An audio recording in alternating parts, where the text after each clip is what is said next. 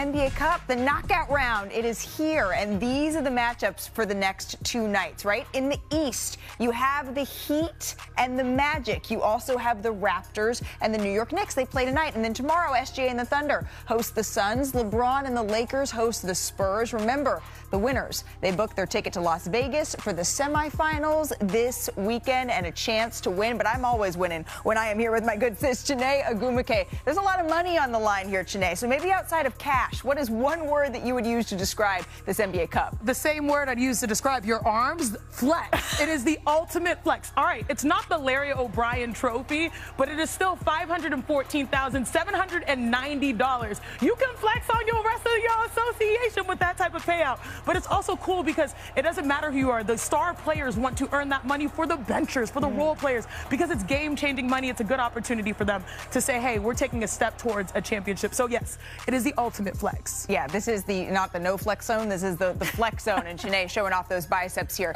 8 teams left, but only one will become the third ever NBA Cup championship. So here's what are the odds on DraftKings Sportsbook for the winner of the Cup, right? Oklahoma City, of course, they have the odds to win it along with everything else. Then you got the Knicks, the Lakers, the Magic. Monica McNutt, it is a good day when you are in studio with us, sis. When you are watching the Thunder here, are you taking Oklahoma City, or are you looking at the rest of the field for this Cup? Baby, I think I would be tripping to go against these odds. The Thunder have been so dominant on both sides of the basketball. I mean, all of the teams in the field, you got to lace up and you got to play against them. But when you're just looking at it based on what they've done in their body of work this season, a fresh SGA, I'm going with the Thunder. Not to mention, I feel like they still may have a little chip on their shoulder because of the last performances we've seen from them in the NBA Cup. Could this be the year they get over the hump? We're going to dive into the NBA Cup much more here throughout the show. But today on ESPN.com, let's visit our senior insider, Shams Charania. He released his latest inside pass, highlighting the trade buzz around the league right now as we approach that key date of December the 15th. That is when 82 players become eligible to be traded. So let's welcome in our senior insider, Shams Charania now. Shams, you reported that several Eastern Conference contenders, they are preparing to pursue Anthony Davis here. What is Dallas truly weighing, and what could the trade market here look like? Look, they're weighing whether to trade Anthony Davis or reach an extension and a commitment on an extension in the offseason, depending on whether Anthony Davis is able to gel with this group, how this team looks over the next few weeks with Cooper Flagg and a more healthy team. And that's exactly what Mavs interim co-general managers Michael Finley and Matt Riccardi discussed when they met recently with AD's agent Rich Paul at Clutch Sports. My understanding is Paul told him that he wants the Mavs to either commit on an extension in the offseason or trade AD. And so the Mavs will evaluate the next several weeks. There is no question around the league that trade talks to some extent will occur, and 3 Eastern Conference teams that I'm told will emerge as suitors for Anthony Davis are the Pistons, Raptors, and the Atlanta Hawks. You're looking at packages around role players, picks, potentially expiring contracts, and picks. This is someone that spent his entire NBA career in the Western Conference. He's a 10-time All-Star. So clearly there's a group of Eastern Conference contenders viewing him as a game changer to reshape the East. Interesting. All right, so let's get our front office insider Bobby Marks in here, because we're hearing the Pistons, the Hawks, and the Raptors. So draw it up here, Bobby. What could a trade look like? Well, I think Detroit is certainly the most interesting team, the best team in the Eastern Conference right now, and they do have all of the assets to go out and make an Anthony Davis trade. Remember, Anthony Davis is making $54 million. We've got to include a big expiring contract, and that certainly starts with Tobias Harris here. And then they've got some of these young players. Jaden Ivey's on an expiring contract. Ron Holland also here.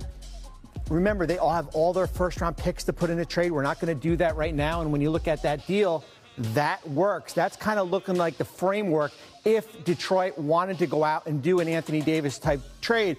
But remember, this is, as I said, this is the best team in the Eastern Conference. Do you want to disrupt what you have right now? Bobby, I want to go into your brain really quick, because you said something that is blowing my mind. This is the best team in the East. If it ain't broke, don't fix it, right? So if you're thinking about AD adding, Jalen Duren's having an amazing year, 19-5. They're already 4th in rebounding percentage, 4th in defense.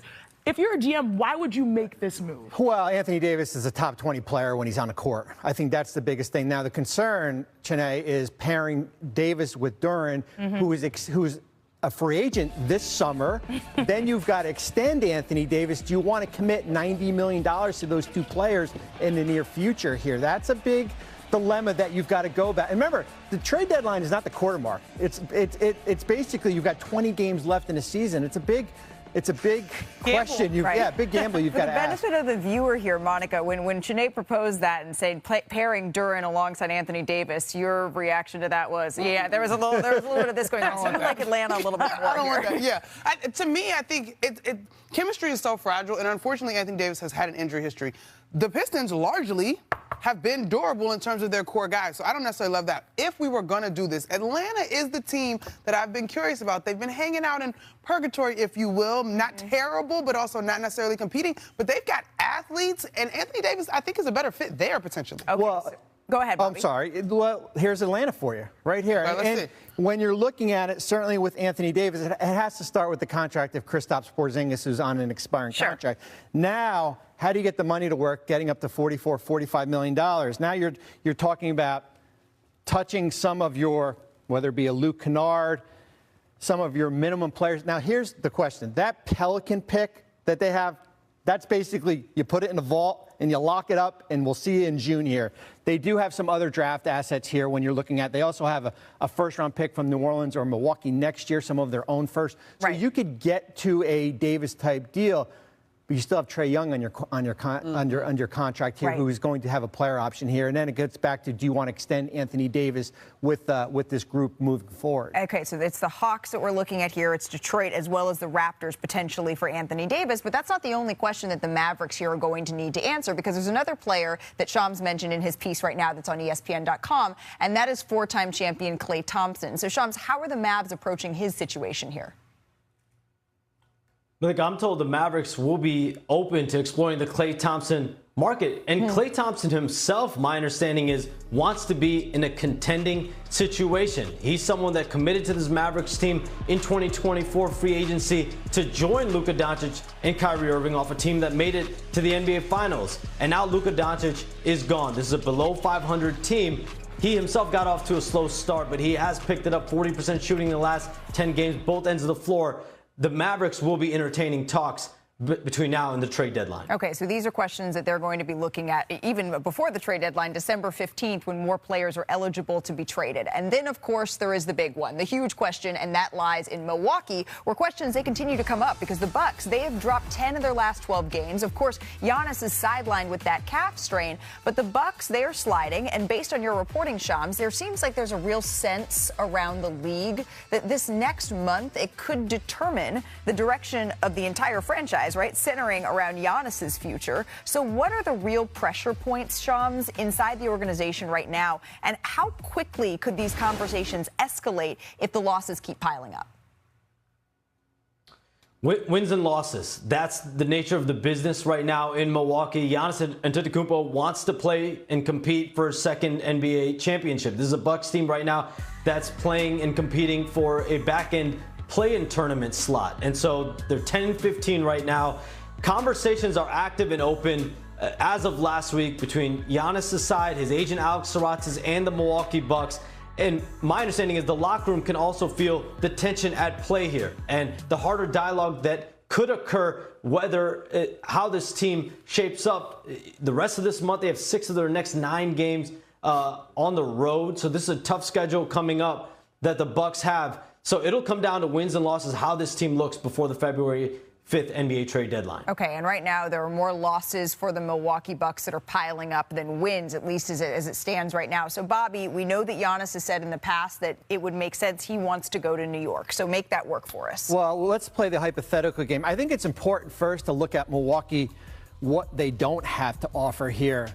Draft picks here. They only have a 2031 or 2032 pick to go out and actually upgrade this roster. They actually don't control their pick until 2031. Wow. So when you're looking at it, if we bring New York in, and this is not cut and dry, because this is a Knicks team that has the second best record in the Eastern Conference here. When you're looking at it, Giannis, and we're putting Kyle Kuzma in the mix here just to get the numbers to work.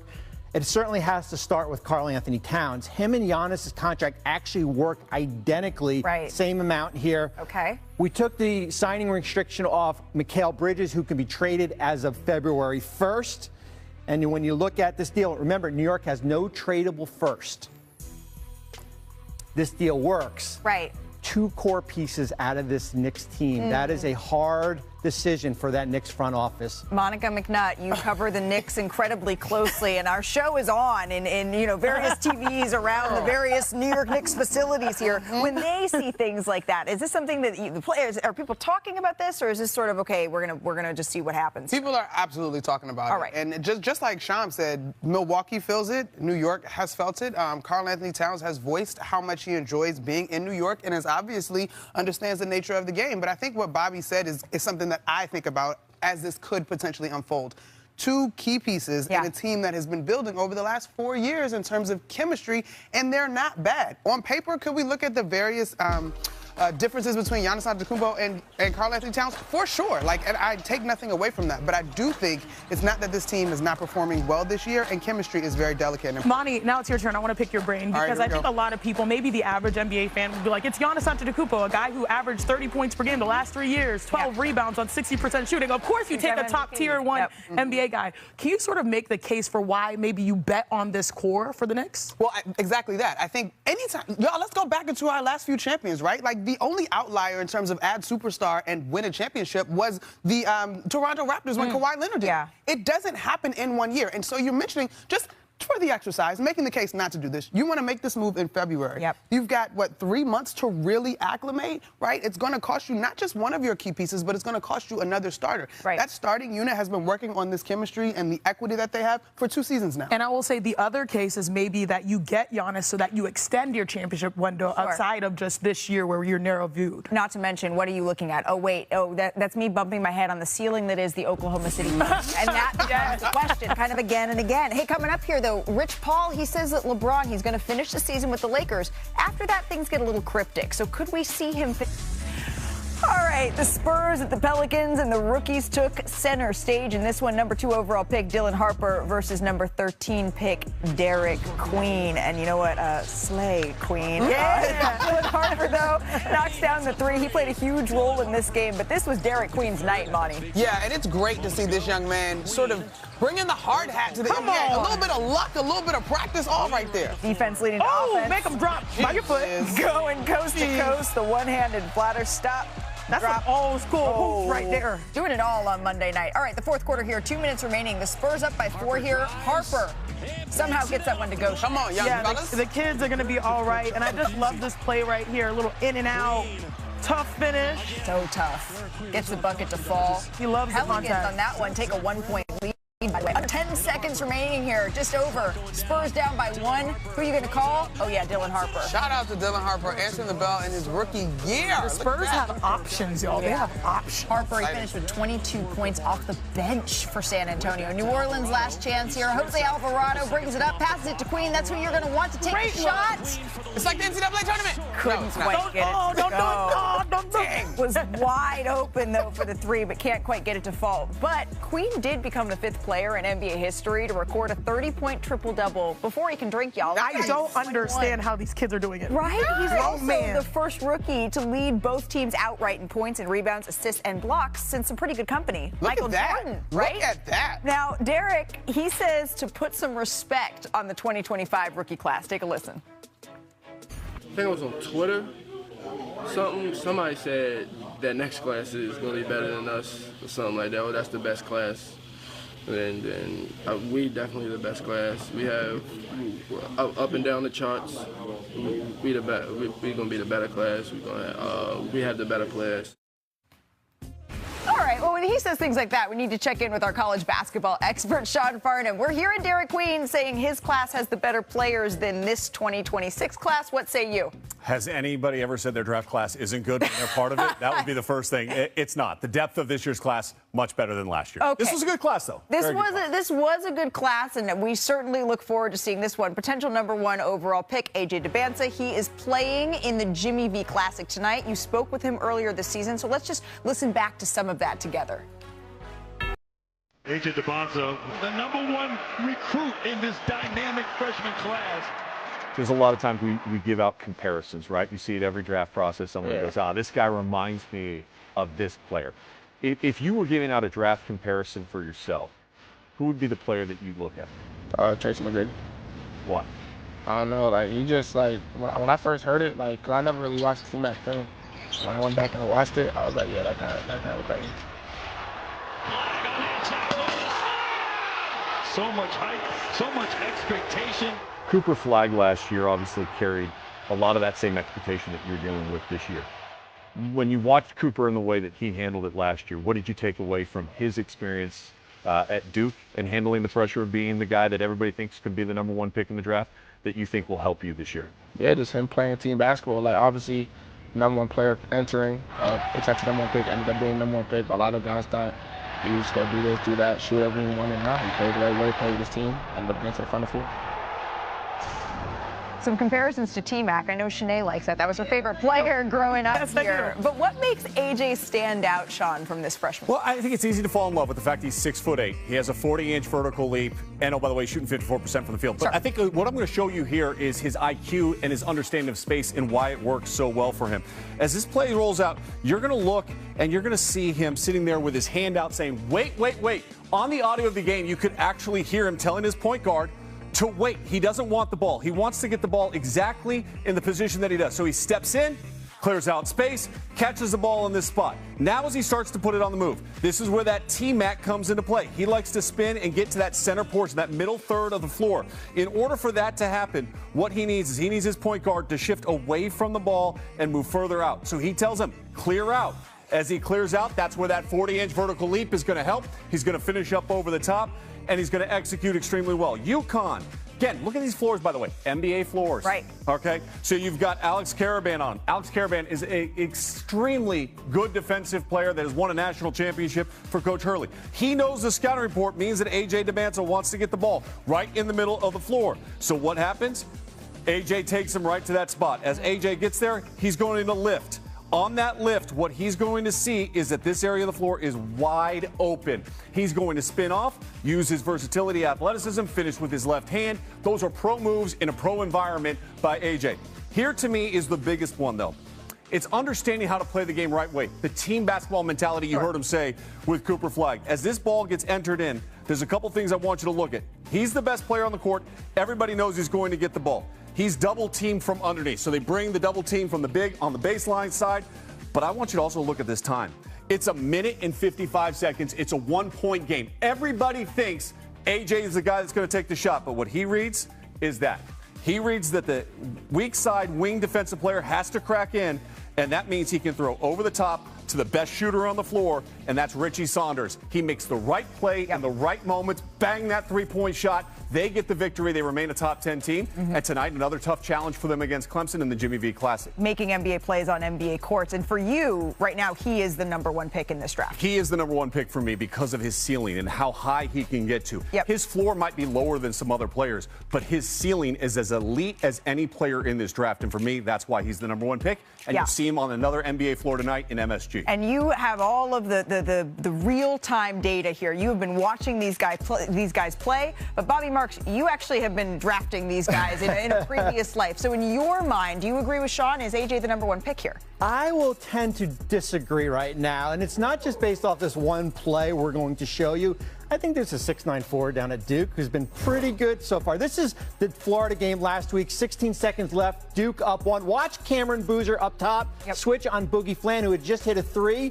And then shift over and basically pick up Flan again. Turnover right here. End of game. Ball game here. What NBA executives like. 7'1" wingspan. The ability to guard smaller defenders here right now. We still got a long way to go. 23-10 so far for an undefeated Duke team. How's Cam being viewed here? I think Cam is very much so in this mix, all right? We heard Darren say, hey, I've got a little Devin Booker in me. We got a little T-Mac here. If you want a comp for here, how about Kevin Love? Sure. The versatility, the ability to shoot from the outside, an excellent passer.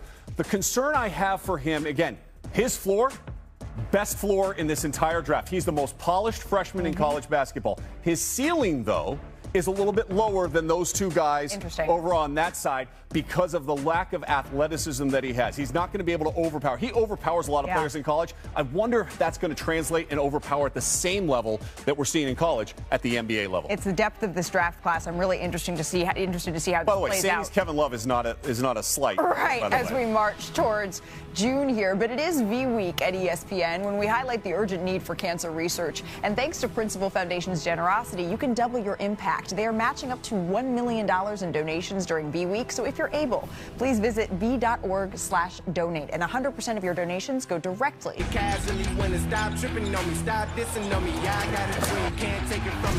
little bit more is at stake. That's what this league is about, competing against the best in the world. What a block! Brunson penetrates and scores. And the foul. Resilient. We just keep on going. Time to go get some money. Here's Ingram. Brandon Ingram.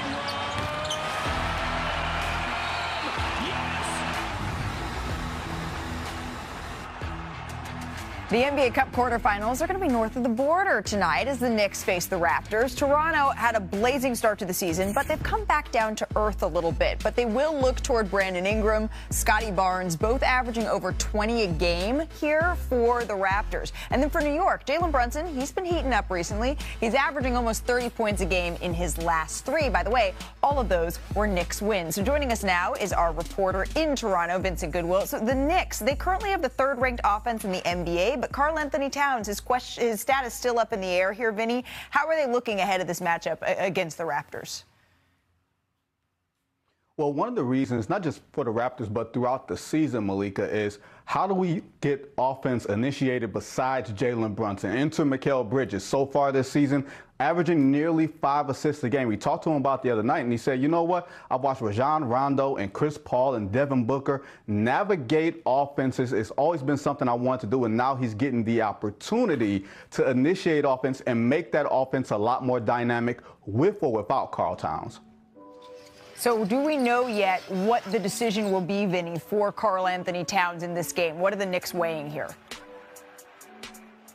Well, I think they're weighing with the left calf tightness. That's always one of those tricky injuries that you wind up hearing about because you don't want it to turn into something else. He's a game time decision. I tend to believe it's not going to be something that is lingering or long lasting. In the meantime, Mitchell Robinson, who the Knicks have been waiting on for such a long time throughout the course of his career to be that impactful player night after night, health-wise and everything else. He played 25 minutes the other night, and that's a huge thing. It does not seem like a big thing, but they've tried to keep him in that 15 to 18-minute range. The fact that they played him 25 minutes against the Orlando Magic shows that they're ramping him up, shows that his conditioning is getting there, and sooner or later, we're going to have to actually see if Towns and Mitchell Robinson and Brunson and all these guys are championship caliber the way that they've been sold from the moment that they hired Mike Brown this offseason. Okay, so for now, we're going to have to wait and see whether or not Karl Anthony Towns will be on the floor tonight for the New York Knicks. Vincent Goodwill, thank you so much for your time. Let's send it over to the floor, to the court, though, with my good sis Janae Agumake and Monica McNutt. Oh, yes, we are rolling deep today because just like my good sis is working courtside in Madison Square Garden. The New York Knicks, they're sitting pretty right now, just like you. Second in the East behind an improved offense. Now, what has been the change? I know you know this, but not the rest of America. It's been player movement. Pace is how fast you play, right, guys? But this is different. The Knicks last year were 26 when it comes to movement on offense. This year, they're in the top 10. And I have a perfect song for that, and I believe it's also a perfect time to go into this with a little bit of court vision. When I move, you move. And just like that, the New York Knicks have a top 3 offense in the NBA. And this is a perfect play to show you why. It's because of player movement. I want you guys to check it out from my point of view. Beautiful movement on the backside. Watch Jalen Brunson drift over to the corner. Beautiful pass by Mikal Bridges. This is where 2 important things happen. 1, Jalen Brunson, of course, is going to get into his bag. But 2, Karl Anthony Towns is going to draw multiple defenders into the paint. That forces a decision to be made on the backside by Derek White. Am I going to stay home and guard Mikal Bridges, or I'm going to go out there and guard Josh Hart? Well, Bridges shoots 47% from corner 3, so he stays home. Beautiful pass, from good to great possession. Josh Hart knocks it down. That is the difference from last year to this year. They are not stagnant. The New York Knicks are in motion. All right, it's time to get back to the breakdown. So, Monica, I crunched the numbers, and obviously we went to a whole different dimension. Yep. Am I telling the truth? You're telling the truth. Okay. You're preaching a little bit, and I will tell you that, too. Now, I would just add to that, part of what you're saying in terms of player movement is the focusing on what Mike Brown calls sprays to get to three-point opportunities. So here's the movement you're talking about. You got screen, you got different folks initiating the offense. Jalen Brunson's usage is still up, but his opportunities in catch and shoot are also up as well, and his dribbles are actually down a little bit this season. Amen. Here's a corner three. Knicks happen to lead the league in corner threes with like 5.2 per game. Not to mention, that guy, Josh Hart, is shooting the ball crazy in the month of November. Something like 38% from the three-point line, so he's been rolling. And what does Shanae always say, right? Styles, they make what, Shanae? They make some fights, girl. Yeah, they do, and that's something that we're going to be keeping an eye on here in this one, because as Monica knows, the Knicks are the 5th best three-point shooting team in the league by percentage, but Toronto, they hold teams to the 3rd lowest shooting percentage on three, so that's something to keep an eye on. Exactly, in this Cup matchup. This was just fun. In case you missed it, Jalen Brunson, of course, remember when he received 27 votes in the New York mayoral election back in November? Well, we finally got Brunson's concession. Not really, but here's his reaction. I did see that. Would you consider running for mayor ever again? At this point in my life, no. I would not consider. Did you have a platform or anything? Or, I want to go down this route. I'm just going to focus on just a little bit of basketball. I'm actually a little more surprised that I was only 27. You know, so maybe he should run, you know, when he retires, you know. Yeah, probably not, but, you know, it would be funny to see. Mayor-elect Brunson. That's well, not funny. really. He wasn't elected. And the Knicks, they're going to host the Cavs at noon Eastern, 9 Pacific. And then the Spurs, the Thunder, the Mavs, the Warriors, the Rockets, the Lakers on Christmas Day. Of course, the nightcap is the Timberwolves and the Suns. 5 of the best gifts that anyone could ask for. Hey, to some NBA news now. The NBA fined Desmond Bane $35,000, right, for throwing a ball at OG Anunoby. He chucked it at him. I didn't know if I could laugh. We are not playing dodgeball. What is you doing, What are we doing? And OG's like, did you see that? He was like, going bro, for what's the your problem? out-of-bounds call, right? But he was already out of bounds. 100%.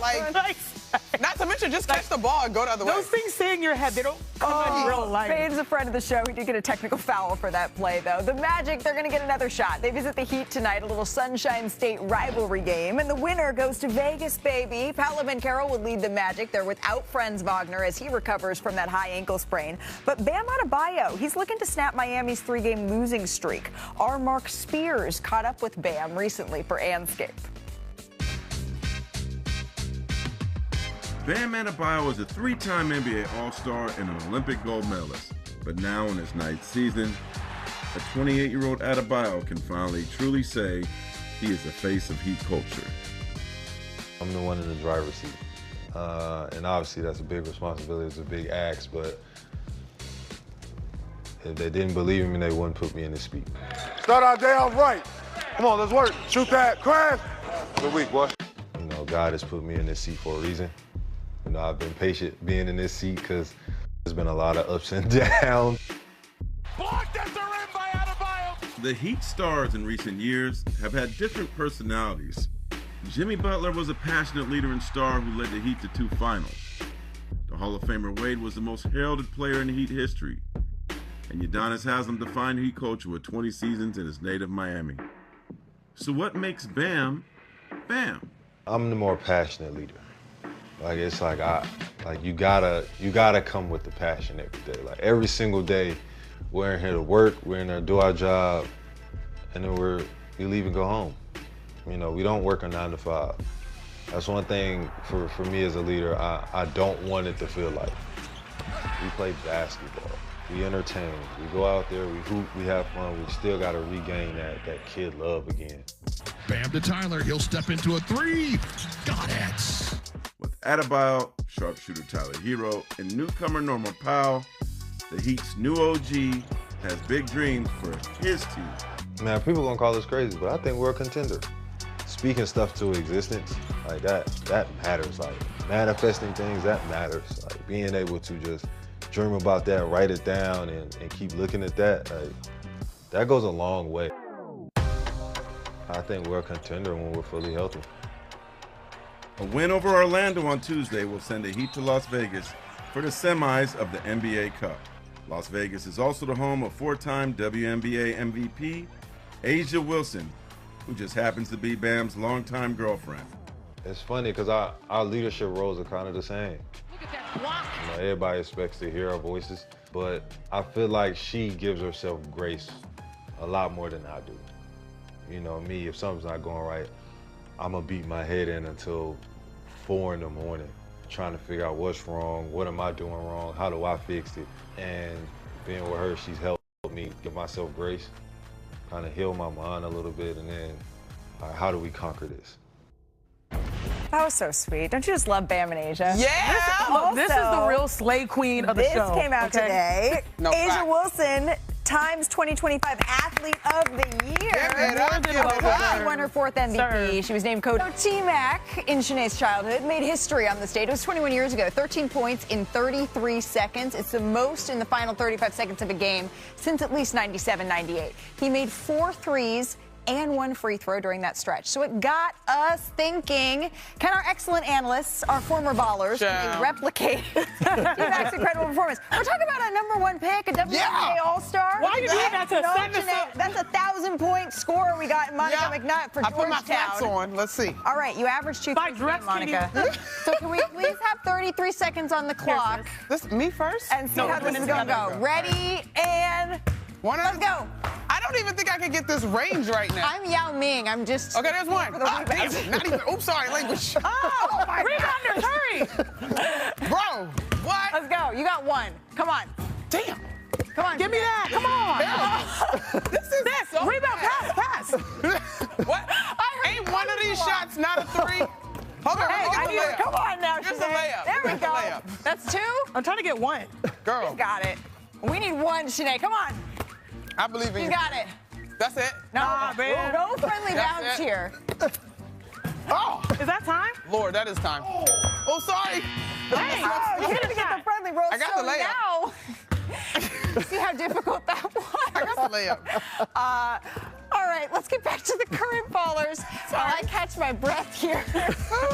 So funny. The Lakers and the Spurs, they face off tomorrow night in their NBA Cup knockout round. Monica and Shanae, y'all are good sports. LeBron is coming off his best game of the season, better than what we just saw, finishing with the season-high 29 points in the win against the Sixers. Now, the CEO of Clutch Sports and the longtime agent of LeBron's spoke on his new podcast about LeBron's future in LA. Take a listen to Rich Paul. Is LeBron realistically a guy who could not be on the Lakers at the end of this year? No. He will be on the Lakers at the end of this year. Yeah, where's he going to go? I mean, there are New York comes to mind. You know, I don't think the Knicks can win a championship as currently constructed Does LeBron either. make the because Knicks Brunson's better? too small. Yes. Yeah, he would, of Yeah. course. But 29 other teams would say the same thing. Like, I personally don't think the Lakers are good enough to be contenders right now. Not right now. When you say contenders, what do you mean? I don't think they have enough to get to the Western Conference final. I don't think they have enough to get to really contend. All right, Bobby, what stood out to you the most there? Well, first of all, I didn't even shoot, and I'm already out of breath. I think the last line as far as the Lakers are not contenders right now. Nobody is in the Oklahoma City territory where they are. Thunder are in a different level right now. But when I do look at the Western Conference, whether it be Houston, Denver, San Antonio, I think certainly a 17-6 Laker team we could put up there as far as a team that potentially could reach the Western Conference. Of course, LeBron does have a no-trade clause here, so it seems that anything that would have to happen with LeBron, it just doesn't seem all that likely that he's going anywhere besides Los Angeles. No, and I think today's show in general, the trade conversations, LeBron conversations, I am reminded of the humanity of these athletes, too. Like, at this point in his life, LA is where his family is, where his businesses are. Like, Yeah, and just appreciate what you have, right where you're at. And, you know, that was a big move to come here, and he's established. Yeah. And we're still getting some of the amazing fruits of his labor, so I think it's good here. And to me, you know, the question is what stood out the most. I think it is interesting that Rich is saying that he does not believe that the Los Angeles Lakers are good enough right now. They are number 2 in the West. At least right now, the West has been so fluid. There is a clear, though, delineation between that number 2 spot and the Oklahoma City Thunder. Really the rest of the league here. Hey, coming up on NBA Today, what about Vince Carter, Michael Jordan, or how about Carmelo Anthony? With